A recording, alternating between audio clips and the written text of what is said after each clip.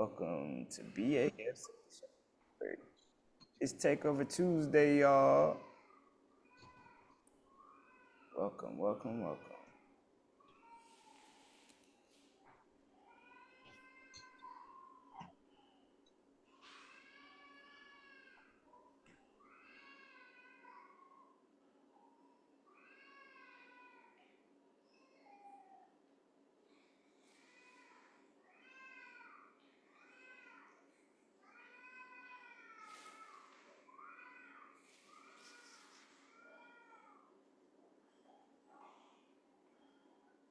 What is his birthday? August 18th, 19.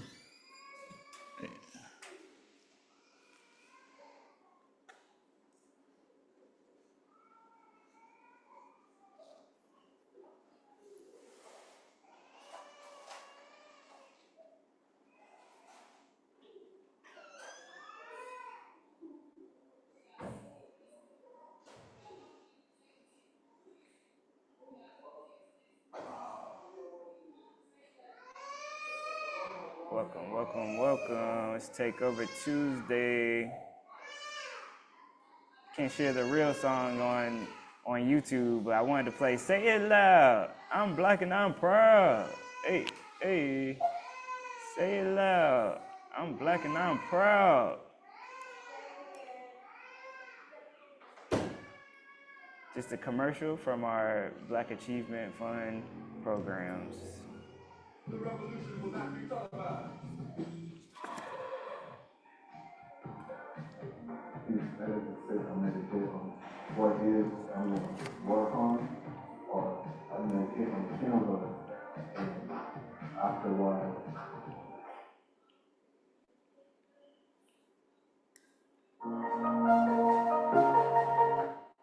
The revolution will not be talked about.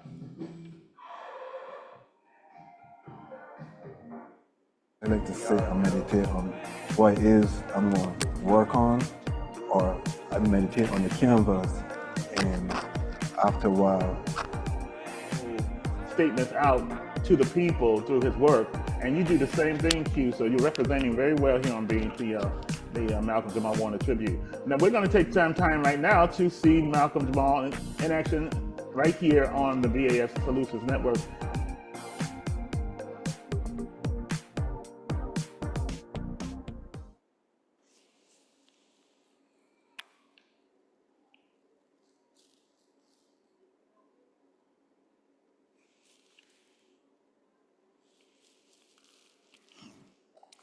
All right, everybody, welcome to the BAF Solutions Network. I'm Arnold Penix, and I am today the spook that's set by the sitcom door. We're celebrating the life of Malcolm Jamal Warner, who I knew as a young man on his time at the Cosby Show when I just got to New York City, discovered by Reverend Jesse Jackson and brought to NBC Studios to participate in the iconic show SNL Saturday Night Live. And I was excited to see the newly minted cast of The Cosby Show by icon comedian Bill Cosby. And I was able to see the cast members.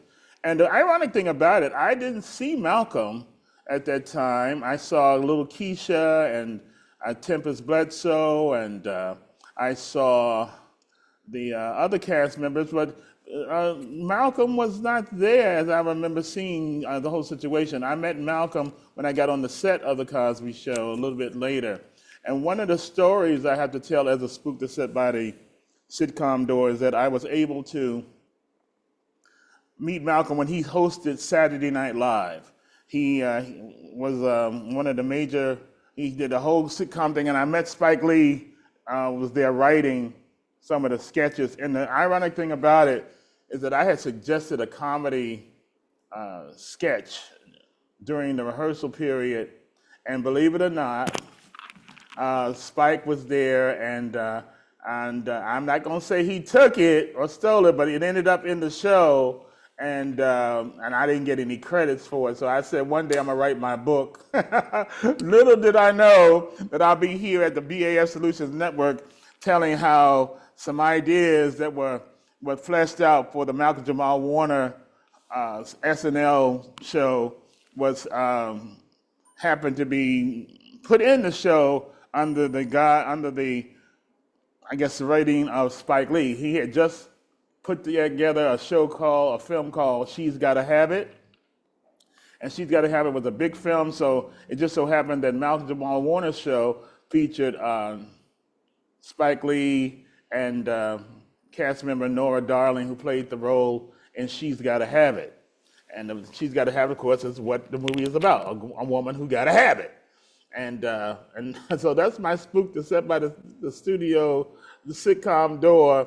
And another story is that when NBC had a NABIT strike, and the NABIT strike was going on right now, in the writer's strike and all this type of thing. So I was an employee at the distribution department in New York City at the NBC, and I was able to be a cameraman, believe it or not. And they did not think I was a cameraman because the union, you had to cross a picket line and everything at 30 Rockefeller Plaza, because they just didn't think I was going to be a cameraman because, you know, I am a man of color, all right?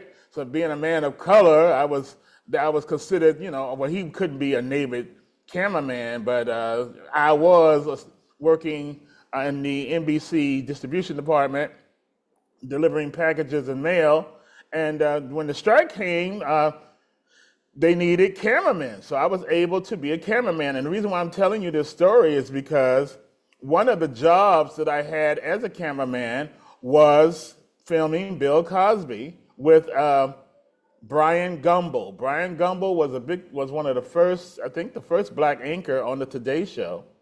And I never forget, I was 28 years old, and I went in, I said, well, Arnold, go with Brian Gumbel, you're gonna be working camera for Bill Cosby. So I was like so excited, and Bill Cosby had just turned 50 years old, and Brian Gumbel had just turned 40, and I was 28, okay?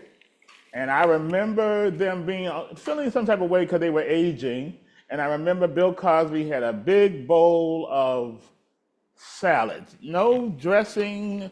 Maybe he had some olive oil on it.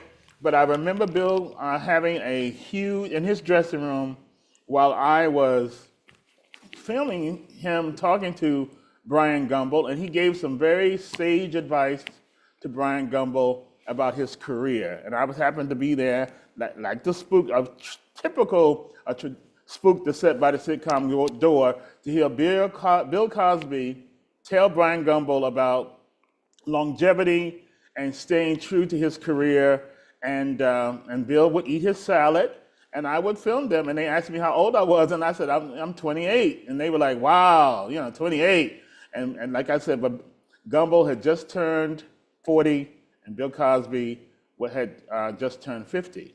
So believe it or not, that's and they were always, and he was very supportive of Brian, and Bill was being himself, and that was a wonderful story. So Bill, if you're watching, yep, I was the cameraman during the scab strike at NBC who videotaped you and Brian Gumbel. You put your mind together, and you'll see, and you'll remember the time that Arnold Penix was your cameraman, and who eventually came out on Thursdays to study your show, the iconic Cosby Show. So we're going to bring in our slam poet, Q, and Q, welcome. Did we play a poetry thing of Malcolm Jamal Warner? We're gonna play Malcolm's poem first, okay, Q, and then we're gonna go. I'm gonna go into the slam poetry thing because we know that Malcolm was on the sitcom, but we definitely want to start off with this particular show, showcasing who he was as a Grammy award-winning poet. And so we can also establish the fact that there was life after the Cosby Show, and boy, was there a life. So let me know when you're ready, and we're gonna roll it. So let's hear Malcolm speak his truth. Broken, and often so do black men. Vulnerability can be a scary thing, even when we're on the mend. Black boys boast bravado not to seem broken, and often so do black men. I see you, looking for clues, searching for cues, longing to know what I'm not telling you, as if I'm hiding in plain view. Even though I speak my truth, for some it just doesn't seem to be enough. But when red tables turn timidly, some say they tell too much when they talk. My most intimate thoughts belong to me, like a woman's body when she says no. So I reserve the right to go as far as I'd like, and though I live in the public eye, I don't subscribe to the dog and pony show. I've learned to discern who cannot accept all of me. I read the room before I speak, because I find that folks flee from honesty like we retreat from love. Vulnerability can be a scary thing, even when we're on the mend. Black boys boast bravado not to seem broken, and often so do black men. My relationship with rejection reeks of stale smiles and toxic tear stains that shed secretions of trepidation. And since astute sharks sense fear so sharply, sometimes I feign confidence like young girls dumb down and grown women fake orgasms. And sometimes I refrain from revealing how I truly feel and just hang out and hide the parts of me you possibly might not like. Vulnerability can be a scary thing, right? I mean, we all do the same dance. It's like life is one big masquerade party with cute masks to mask misshapen identities made by us to make us feel safe in the face of uncertainty. But when we hide ourselves to please, we place a piece of our souls on hold, and the safety of that space eventually becomes a poisonous pit of unexpressed feelings and untended quirks that never quite get worked out. The things we hide about ourselves don't disappear, and some we fear may slip out when least expected. An irony for me is when I wanted to be fully accepted without giving my full self. Not feeling safe enough to be vulnerable, I'd lament I was only being loved based on what I thought was safe to present. I spent years in a relationship, hiding, halfway knowing I was neglecting me, allowing myself to be disrespected since I was silently disrespecting me. Friends looking at me like, yo, who is he? It's deep. A compromised soul may let you sleep, but will never let you rest. Unless you address the parts of you that can't be dressed up with a smile and an "I'm fine." So I'm on this quest to embrace a self-love so radical that I honor every aspect of my being, even the broken I'm working to heal. Dim my light for no one. Let it project with precision to keep my path bright and protect my soul and spirit like a lion protects its cubs from perilous predators day and night. Black boys boast bravado not to seem broken, and often so do black men. Vulnerability is a scary thing. And while I'm on the mend, my need is to love me and tend to my self-care. Hiding in plain view is just me choosing how much of my soul I'm willing to share. I see you. If you're looking to learn how to Okay, trade, okay. We're gonna have to bring in the soulmate analysis for this one. Okay, Q, we're gonna have to bring him in on this because this is totally a testament of to this how deep this man is. And as I said, Julian Gordon is here, and Julian Gordon. And for those who don't know me, I am known as A. Gregory Harris. I'm the numerologist and sextrologist for Kiss FM and another WBLS in New York radio personality. But at the same time, I'm a life coach, and I use numerology and astrology to guide some of my celebrity clients. And this is a major truth to this man. I see why he was a Grammy award-winning poet, because this thing about hiding his truth and vulnerability is something that I have to find a way to understand. And Julian, and of course, those who don't know, Malcolm Jamal Warner was born August 18th, and he's a 9. He was a 9. 1 and 8 is 9, which is completion, and he had a thirst for information and knowledge. And of course, in my numerology and in my astrology work, I found that Julian Gordon, who's in the forefront of me, was also the soulmate to Malcolm Jamal Warner. So I'm using the spiritual connection to understand and decode the messages that are inside of Malcolm Jamal Warner's poetry. And the whole thing of being Theo was a concept to me to find out how can we understand what he wanted the world to know. So Julian, what did Malcolm want us to know with this piece here? Hey, so the first thing I thought about is the fact that it's men versus women. You know, he was looking at those dualities and wondering how to be fully authentic as a man, and how the woman has some of her characteristics and whatnot. But it seems like you talking about faking orgasms and all of that. I mean, what is this? Yeah. That was really interesting. Okay. I don't know what it was like at first. There was a lot of that. I don't know exactly where he was leading to with that, because the very next thing I really picked up on was being suppressed versus being a roaring lion. Like it was more so. And he is a Leo. He was a Leo, yes. Right, and it was more so being authentically black. 100% authentically black. Okay. So I really heard the second half, or I really resonated with that part. The second half more than the first half. Well, he was also year the dog like you too, so he was balancing Libra energy. Right. So that carnal side with the deep side too. Yeah, I was confused. Okay, why was he talking about that sexual energy and then he bouncing that other energy. Love. And it was like you say. Usually we hear more about love with Malcolm Jamal Warner, and then that first part, it wasn't. It was about straight up lust. Yeah. Straight up faking it, and straight up faking it. How women can fake it, and and this and that. I'm like, woo. Yeah, okay, all right.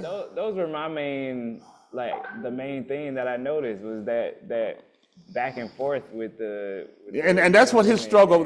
For me, that's what his struggle was. Right. He was struggling with his sexuality in some form.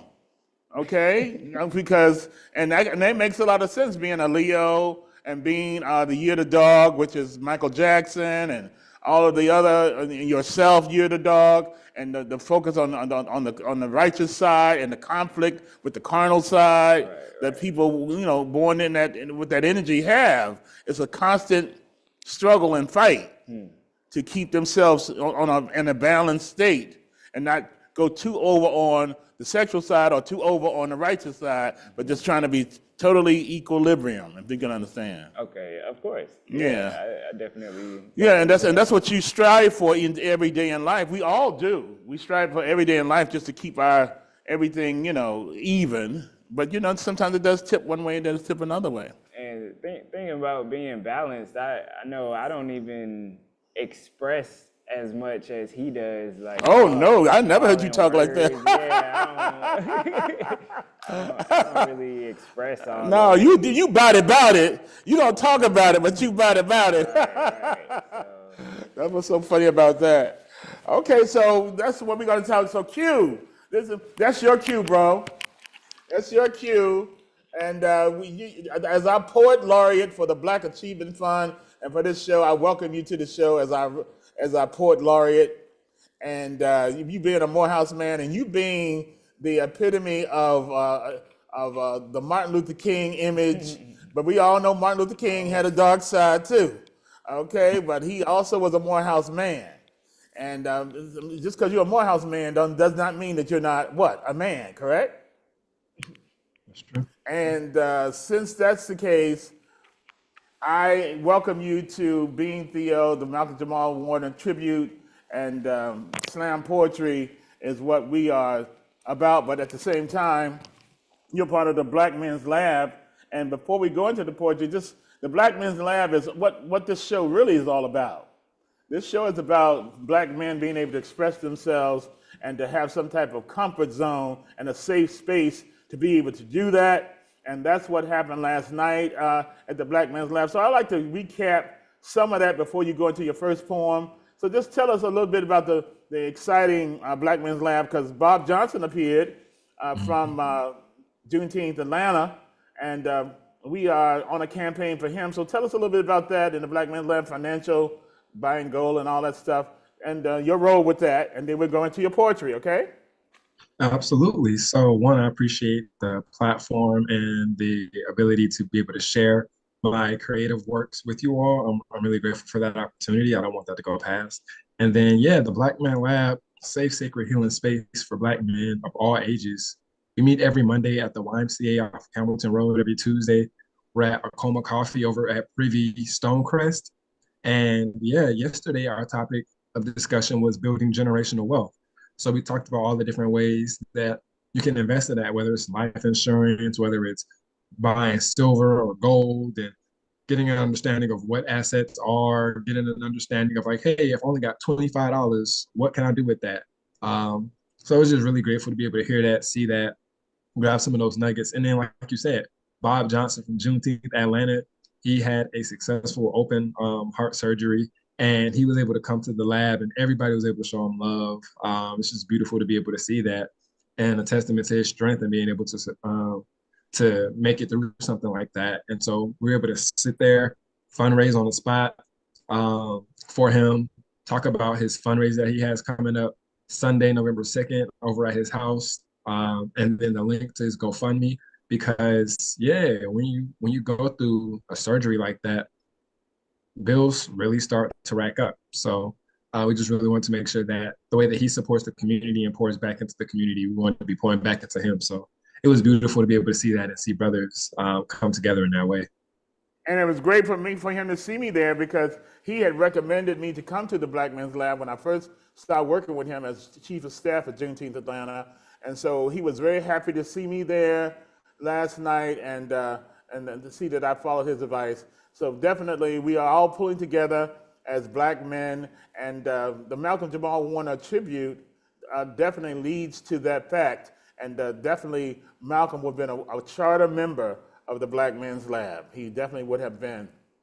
And but you being carrying the torch, as they say, the baton has been passed to the Black Men's Lab, and also all the Black men in the Black Men's Lab, but especially to you, Q, because you have various talents, and God has smiled his light upon you with your gift. So please share, what's your first poem about, and just set it up, and then we'll talk about it after we hear it, okay? Yeah, absolutely. And one more thing before I get into my poems, his cover art, having a picture as well as the lyrics on there, I thought that was really creative. I was able to read along with it while I was able to hear it, and it was really Oh, cool okay. design. So yeah, I thought that was something that was pretty neat when I was looking at that with So Malcolm definitely you Jamal can Warner's piece. implement into your presentation as well, right? Yeah, that was something I was thinking. I was like, I could find a picture and then throw the words on there. I thought that was really nice how he I pieced that did together. too. It was very well done and very well thought out, and I'm sure he would be happy for you to carry on the tradition and present your poetry in that same fashion. Absolutely. So my first poem is about failure, and it's called Okay, Dear Phil. Failure. Okay. Dear Failure, you really stress me out. You always come around when I least expect it, and you love leaving an impression. So much so that I think about you when you aren't near. So let me make myself clear. I don't want you here. I smile from ear to ear every time I face my fear. Because when I prevail, it's you that fail. Signed, Faith. Okay, well that's pretty self-explanatory. What made you come up with that? Yeah, fear of rejection, fear of failure. And it was like, right to that, you know, let them know I'm bigger than you. I'm bigger than This is that. an inner fear going on with inside yourself.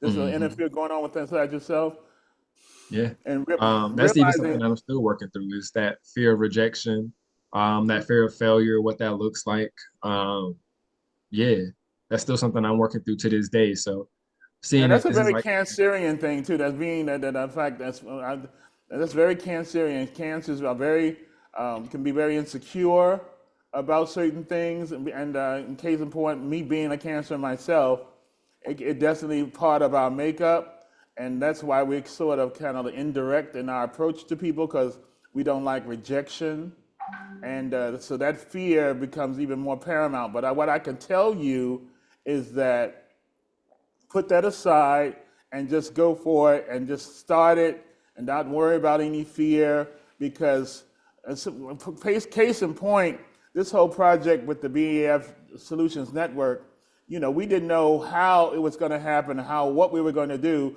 but having anxiety is a good thing, but not take action would have been a travesty for us not to even start to do it. So I'm so glad that's how you conquer your fears and realize that everything is a learning process and everything can be taken and used for your elevation.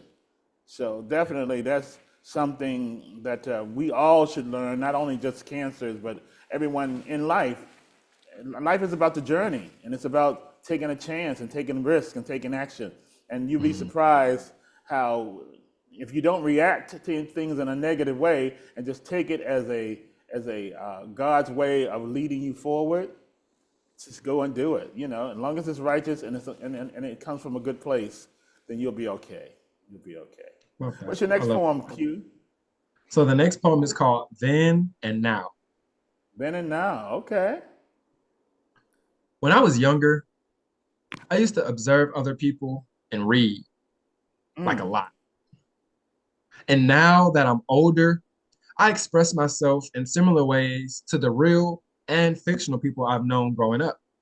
In the future, I would like to be someone that people look up to in real life and someone that they read about in stories. They'll see me in person and say, wow, I can't believe my eyes. Except it's the future, so there's robots that can't believe their scanners. But for now, I'm just me. Snap, snap, snap, snap. And you know what's so funny with the look that you have now? Even though I know you're much older, you seem so like a teenager look. You have a teen look, and it fits the whole poetry that you're doing today. So this definitely can resonate with our early 20-somethings and our teens who may have fear, who may have this whole situation. So how did this come about, this poem? Yeah, so I want to give a shout out to NGAP again when I was over at Morehouse, Next Great American Poet. This was one of those prompts that they had us create. It was like, hey, write a poem talking about your past self and then your current self. And so I wanted to talk about a little bit about how I was growing up, because growing up, I was either reading, eating, or sleeping, because you don't have to talk to anybody to do those things. It was beautiful. But I was always looking and observing people. And then now that, I'm a little bit older and I'm able to express myself more, I've started to pick from some of the things from people that I've read about, as well as from some of those people that's in my real life, whether it be my mom, whether it be my cousins, whether it be my peers. And being able to take some of those things from all of them, and those are expressed to me as well, because I'm like, these are good traits to have. And then I also wanted to touch on the future aspect of it, because it was like, that was me then, this is me now. But where do I envision myself in the future? And I see myself being that person that I was reading about, being that person that someone's looking up to as well. And then just because I want to throw some humor in there, I'm like, it's the future. So there's robots. Because my future, it doesn't just have people. There's like people and technology and all those things. So I want to make sure. And what I got from it is all about envisioning yourself, envisioning you to be what you are destined to be. And so with that type of segue, we're going to go right into our current sponsor, which is the health and wealth company, Envision You, and David Imanitier. We're going to pay some bills right now, but we'll be right back with you, Q, and definitely. But right now, let's envision you and make it happen in your life. Envision You. These products that we've actually put together called Alive. And you say, well, David, why do you call the products Alive? Well, because I know there's so many people around the world that are just living. Very few people wake up every single day alive, ready to actually win the day. That's what our products are designed to do: revive, replenish, and renew the body. And it all starts with our superfood juices, ladies and gentlemen. I absolutely fell in love with it the very first time I sampled it. Our manufacturers actually sent me samples, and I said, man, this is a winner. And then when they told me what was actually in the product, I knew that we had a home run. Well, ladies and gentlemen, look at this. All the ingredients here: spirulina, aloe vera, cinnamon bark extract, and ginger root, and green tea, and maca root, right? Some people call that the marriage counselor. This is an incredible product that we have in 2 different flavors, apple beach cherry along with apple cinnamon. And ladies and gentlemen, all you need to do is take a shot in the morning and take a shot in the afternoon. Now, if you really want the whole regimen that we have, you want to actually step into the world of the skin and beauty product that we have called Alive Skin and Beauty. This is a collagen product that literally impacts the body on a whole nother level when it comes to your hair growth and nail growth and helping out your joints and those bones. Your body needs collagen, but we found a way to actually make collagen taste great. Now, just a moment ago, I actually tried something that I'm going to share with you that absolutely blew me away. I tried the Skin and Beauty, the Apple Beach Cherry, and yes, our matcha. You're going to see that later on in the presentation. But ladies and gentlemen, we stepped into recently the world of coffee. And I got involved in the coffee industry years ago. And people say, well, man, you're crazy. I mean, why would you do coffee, right? And I said, well, it's 2.2 billion cups of coffee are consumed every single day. You're talking about the most traded commodity in the world next to oil, the most consumed beverage in the world next to water. Ladies and gentlemen, this is not going anywhere. Whether you're involved in the coffee business or not, people are going to spend money. They're going to spend $3, $4, $5, $6, $7 for a cup of coffee. So why not provide that demand that's already out there in the marketplace? And we found a way to actually make it healthy. This is by far, in my opinion, you may say I'm biased, the healthiest, best tasting coffee on the planet. This is the Alive Cappuccino, ladies and gentlemen. You're talking about a non-GMO, gluten-free, no sugar, no nut, no soy whatsoever in this particular product right here. I am so in love with this coffee.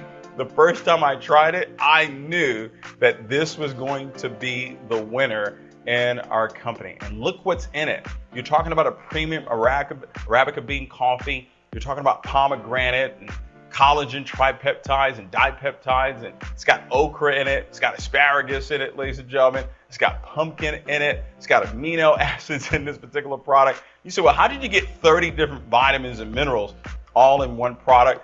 That's a secret. That's our own formula for us to know. And it's available right now in our company. And recently, we just introduced the ultimate green tea, which is the matcha. And it's one of the best tasting matchas out there in the world. You can drink it hot, you can drink it cold. I just drank it with our apple beach cherry and our apple cinnamon. Absolutely incredible. Look at all the ingredients that are in here. It's helped people when it comes to their weight loss journey, giving them energy, clarity, focus. It's a remarkable product that we put together. Now, if you're paying attention, we put health in what people do every single day. People drink coffee every day. People drink some sort of juice, or their kids do every single day. And guess what? People drink tea every single day. So why not do it with Envision You and actually have your body become even more healthy while drinking what you were going to drink anyway? See, what we've put together here is really second to none. Your health and your wealth right here in one company, and then you can travel around the world. And that's how you envision you, all right? And Envision You is a great product, and I stand behind it totally, 110%.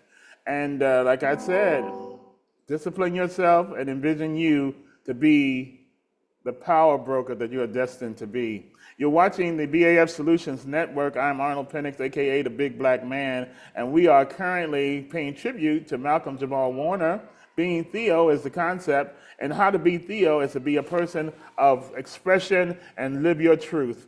And that's what we're dealing with, the total truth of Malcolm Jamal Warner, more than just a precocious teenager on the iconic Cosby Show, but a man with a mission and a purpose, and we will make sure that his legacy continues through our efforts. We have Slamport Q here on the broadcast, and he is sharing his poetry as our laureate poet. Slamport here for the Chemic Club and the BAF Solutions Network. You know, Q, let's give a little history about who you are and how you came to know and come across and be a part of the Chemic Club. I know you were basically discovered here in the space during your poetry. Is that correct? Yeah, so I remember the first time I went up to the Chemic Club, was like on a whim. I was with one of my friends, and she was like, "Hey, let's stop by the Chemic Club." All right, cool. They got like open mics and all kinds of stuff there. I'm a fan of open mics. I'm a poet, so I went up there, and the artists were absolutely incredible, and that was really exciting for me to be able to just glean from these other artists that are performing because I'm always enjoying how other people incorporate different aspects of their poetry. Some people they sing a little bit. Other people they incorporate their hands. Other people they have just crowd control, the call and react thing. So it's just beautiful to be able to see all the ways that people are able to pull in the audience with their message. And so that was really So you exciting. would And I, agree, you would agree that the Chemic Club open mic is a necessary tool in order to give expression opportunities to people in the Atlanta area. You agree? yeah, I agree. And I know there's another one coming up in November. So definitely want to make sure we plug that. I want Yeah, to say it's like November is the coming up. 15th. Yeah, I Yeah, want to the say it's the 15th. Thanksgiving, the Don't quote me on 15th, that, but Julian, the sixth day. 15. The Yeah. 15th, the sixth day is it's gonna be some love going on in here because one plus five equals the number six. Okay, so you always round off in numerology to the single number. Okay, so it's 1 to 9, but there are compound numbers, everybody, and so you always round it off to the single whole number, and that's how you get the full energy. But on the 15th, there's going to be the sun, which is the one, and that's going to be powerful. And then you're going to have the 5, which is Mercury, which is going to be communications, and that's going to be great to show some love, which adds up to the number 6. All right. So let's give us some more love, Slam Poet Q. What's your next poem? yeah, absolutely. And then I also want to shout out Julian because the second time I went up there, he was there and he encouraged me to sign up and become a member because it's only like $9 a month. I got $9 a month. Oh no, he's And iconic with his recruitment. yeah, nobody so yeah, I want to give a shout out to comes him to as that. well. Yeah, yes, Yes, yes. sir. That's right. He's gonna do his stick and make sure because he's gonna definitely a major force of getting people to see the vision of Aki Hodges, who also allowed me to be here as his representative for the iconic and historic Marcus Messiah Garvey. And I am very grateful to find a home for this type of platform and this type of agenda, which fits me like a glove perfectly. As a matter of fact, and all the numbers add up for me to be here. So that's why numerology is such a necessary tool for people who really want to make it in their lives. The millionaires and billionaires already know what I know, okay? And those who don't know it, then they suffer until they find out about it. So my whole point is to make sure everybody who's willing to understand the power of the universe get this information. I met So you at the Gimmick Club on a 5 day. Like yeah, that's my right. And birthday you is are number five. 5, You so are like five. So you are definitely a communicator, but you're also like a talent, and you're 5, and you also love to. You're going to do a lot of traveling as well, and like I said, you're not a one woman man. You're gonna have many women. As we okay. already know this as a 5, just spread the love, and as head of our Spread the Love campaign, you are perfectly cast as Slamport Q, the head of the Spread the Love campaign, which I started in New York City. Okay, Q, spread some love, share some love with us with your next poem. Absolutely. So my next poem is going to be called Cloud 9. Cloud 9, all right, Cloud 9. So I'm a black man, long hair. I can't Okay. rap and I can't ball. I can't sell weed because if I had the tree, the stress in me would have smoked it all. But Mm. people keep saying they're proud of me, and I'm grateful. It's true. But those uplifting words will put you on cloud 9. Now you're up there with no parachute, and they're prepared to shoot you down. But I promise y'all I stand tall. Because my brothers on the shoulder put the city on the other, put the world on my back, so I can't fall. Because if I do, then they free fall too. And when they hurt, now the blame's on you. Now I'm in bed, should have been asleep, but instead all the stress is in my head and I'm worried. Because who's gonna help a black man with long hair that can't rap and can't ball? Can't sell weed because if I had the tree, the stress in me would have smoked it all. But people keep saying they're proud of me, and one day I'm gonna find out why. And on that day, I can proudly say, yo, I made it back to Cloud 9. This time with a parachute if they're prepared to shoot, and a jetpack. Here's why. One of those uplifting words that put me on Cloud 9 said my limit is past the sky. Cloud 9. And we are definitely on cloud nine with you. And we're in a nine building here at the Kennedy Club. And a nine is the number of completion. It's 2025, which adds up to the number nine. So the whole country and the whole world is on cloud nine right now. And what I suggest is to stay chill on cloud nine, but everything you always wanted will come to completion, and everything you always don't want will leave you on cloud nine in 2025. So, of course, so how did you come about? What was your muse to make you create cloud nine? Yeah, so funny story about that. It happened the day before graduation 2018 when I was at Morehouse. That was the 2018. year I was initially supposed to graduate, was May 2018. And I found out that week of senior week, that week leading up to graduation, that Oh, I have to retake one of my classes. oh And now no. mind, yeah, so that was really tough coming to that realization that I'm not going to be able to walk and graduate on time. Now, mind you, all of my friends, my house is the house that people come to do the pre games, the post games, and things of that nature. So they all go out to the parties and things of that nature. I'm up that whole night before graduation. I can't sleep. I can't eat. I know. Crying. All my friends are gone. I'm just in the room, and I ended up writing that night before graduation, cloud nine, because Wow. I was really in a difficult place. And at that time, the only way that I really knew how to express my emotions were through writing. It was hard for me to talk to anybody. So I was like, I'm gonna talk to myself via this pen and this pad. The best form of therapy is writing and journaling. And also, if you have the courage, like you do, Slam Poet Q, is to express yourself on a platform such as this.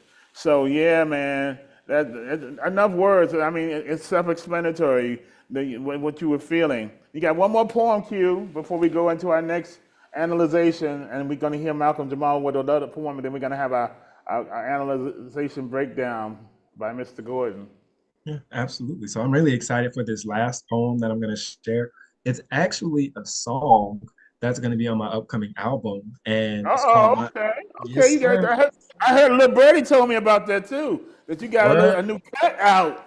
You know, you can't Yeah. keep no, Gemini can't keep no secret. So Gemini gonna tell it. So when you went out, when you saw you in the parking lot last night, I thought, oh, he told the right one because he gonna get Mhm. out. Okay, It's funny so you say that because I know the little birdie you're talking we about, already and heard I the actually little do that bird. same piece. Little bird tweet, tweet, tweet, tweetily tweet already. And like I said, so you already know who to tell and who not to tell. For sure. Okay? Yeah. There's nothing So bad this about it. song, It's the truth. say it again. There's nothing bad about it. It's just the truth. You're 5'2", so you know you got that Gemini in you too with that with the communication. So let it roll, bro. Let it roll. Absolutely. This piece is called My Time to Shine, and it got three verses. My time to shine. I don't fake it till I make it, nor pretend to the end. I'm the real thing, authentic, genuine. Don't win when I begin, then begin again. Because when you quit and you're through, that's a lose that you choose. Hard pill to swallow, start with some chews. I'm amused by the music you use as a muse. I consume them casually and have room for dessert. Look at them lyrically, literary light work. I'm off. I'm on light work, melanated, magic when the light works, shining every room that I walk in. That might work out. Wait, dropping them gems worked out. Now they repping, running back every line. They on treadmill time, and I don't mind. It's the right workout. I don't mind. Run it. Yeah. Want to thank everybody for tuning in. Quayle and Bobby going in. And for a show.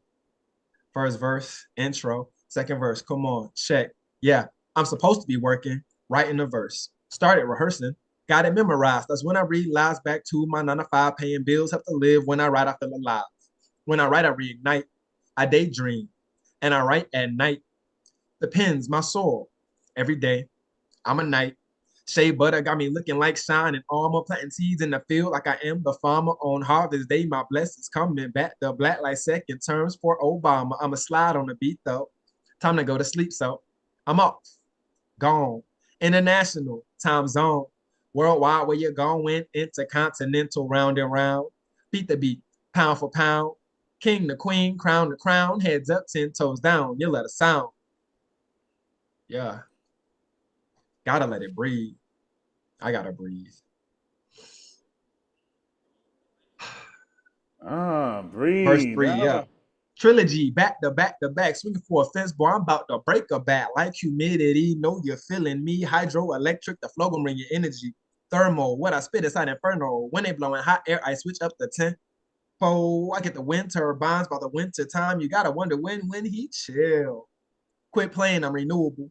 Count on me, Roman numeral. I'm numero uno, dos, tres, cuatro, cinco, seis. It's on me, QB, Shorty Simon says. Get your discipline up. You doing self-care. You got a plan or plan on going nowhere. I know where I'm going, keeping 100 like scoring, skipping the list, scorching. I make you want to switch to solo. Come on, son. It's my time to shine. It's my time to shine. It's my time to shine. I know you hear me. I know you see me. Why? It's my time to shine. It's your time to shine. Snap, Sir. snap, snap, snap, snap. All right, all right, all right. That was slamming, Slam Poet Q. That was slamming, brother.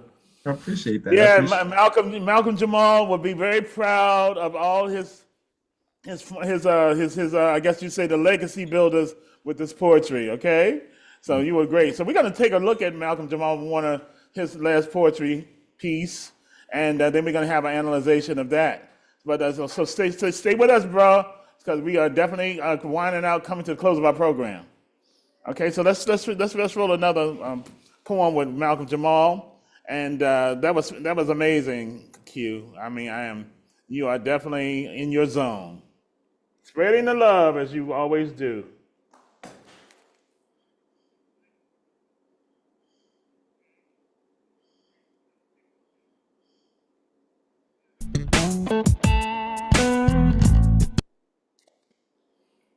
Okay, something had a guitar or something. What Malcolm doing there? Hey, Mario Lopez here, and if you're struggling with 20,000, 30,000, even 50. Not you, Mario. Sorry about that.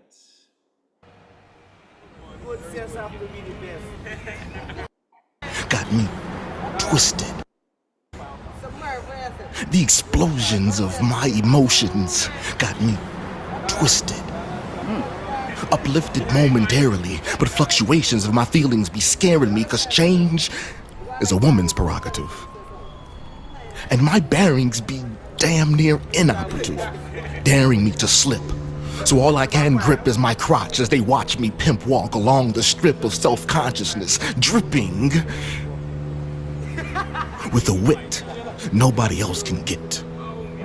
So I'm launching this barrage of pent-up confusion at the sun, who simply smirks in response because he's browned me, and ancient kings hover around me with taunts that I am the one, but nobody can see it, so nobody believes it, and I'm beginning to feel the joke's on me.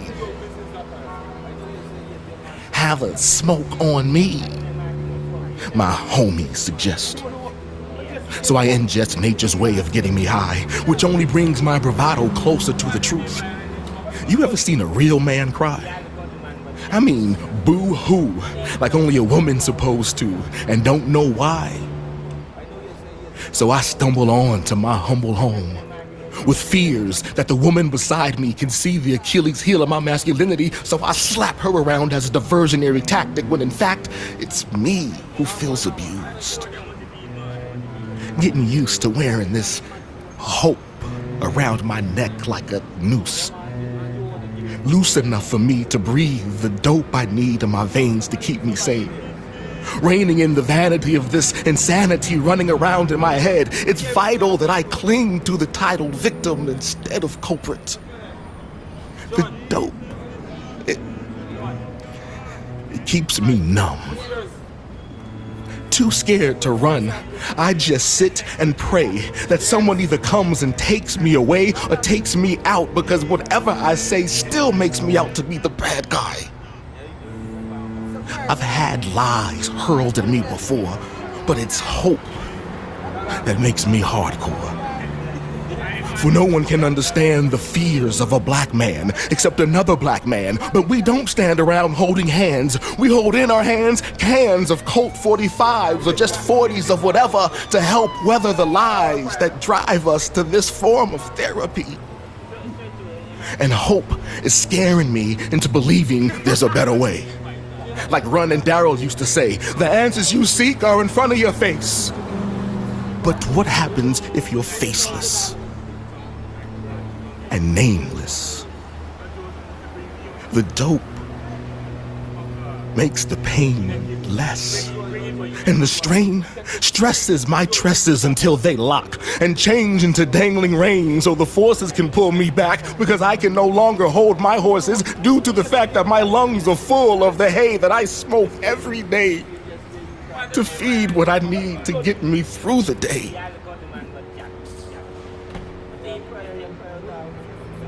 I bleed insecurities with each swagger and sway. The daggers don't kill. They merely pierce the wounds of my will, and at best, I'm just left to stand still with my arms folded across my chest and nowhere to turn. While hope continues to burn a desire in me I can't seem to fulfill. It's ill. Pictures of me laying at the precipice of something. Dry humping this concept of being a better man than what I am. I'm feeling bound because my bootstraps cannot be found. And who's that making that annoying sound that there's more in store than what I can see? Hope is destroying me. Hip-hop is b-boying me into a cool that's got me trapped. Employing me on a search that is as elusive as that damn G-spot. Just when you think you got it, it moves. And the dope seems to be the only thing that can soothe this aching soul that hope has a hold of and won't let go. So, I meditate as I continue to medicate without direction, aimless. The dope makes the pain less, and the strain stresses me from within until my blood runs thin and my skin is hardened. So pardon me and my attitude. I'm just looking for the latitude to be free of these four walls of cool that confine me and find me fighting fallacies of my manhood. I'm struggling. Juggling these images of me and the man I'm supposed to be.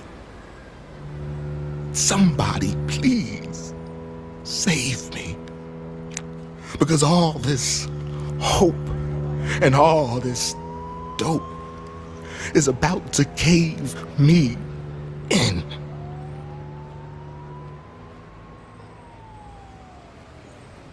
Okay. Our time is literally up, but we definitely want to say something about this. King Julian is here, and just kind of close us out with what you would say about this piece, and we'll see you next time. But definitely, it's something for all of us to think about as we encode the messages behind this piece about the pain he was struggling with, and it definitely revealed that to me. What about you, Julian? Hey, I think it was right in synchronicity with what Brother Quaylen was talking about with Cloud9, because the very first thing I wrote down with Cloud9 is the fact that you were going through stress and you had these decisions, because you were saying like, man, if I was that stressful, then I'd probably go over the limit. Like I'd probably go a little bit further than I really want to go. And then the way that y'all have like the emotion comes out in y'all's words, like, you know, even those differences when you are pausing and stopping, and same with Malcolm Jamal Warner, the way that they pause and stop, that's just such a skill. Like, so, you know, there's a lot more that I was thinking about. The last thing that I'll say though is just like we looked at earlier, between the man and woman, and also the black being black, is just definitely something that I'd have to learn more about his upbringing and learn about his environment to really know all that he was feeling. Because what type of experiences did he have that really that just drove him to having these powerful, burning desires that he just can't feel? So Okay, well, like I said, that's our time. And Takeover Tuesdays is every Tuesday, of course. And our slam poetry, you're invited to become a member of the BAF Achievement Fund, the Black Achievement Fund, as they call it, the Black Achievement Fund, and be a part of. It's just $9 a month. And all the poets, I'm calling all of our poets to this is a call to action, and become a part of Takeover Tuesday, the Malcolm Jamal Warner tribute. Thank you, Slamport Q. Thank you, King Julian. And thank you all for listening, and spread the word. And we'll see you next time here on Takeover Tuesday, being Theo, the Malcolm Jamal Warner tribute. See you next time. shit. The revolution will not be televised. Peace. I like to sit and meditate on what it is I'm going to work on, or I meditate on the canvas, and after a while, Statements out to the people through his work, and you do the same thing, Q. So you're representing very well here on being the Malcolm Jamal Warner tribute. Now we're going to take some time right now to see Malcolm Jamal in action right here on the BAS Solutions Network. Excellent.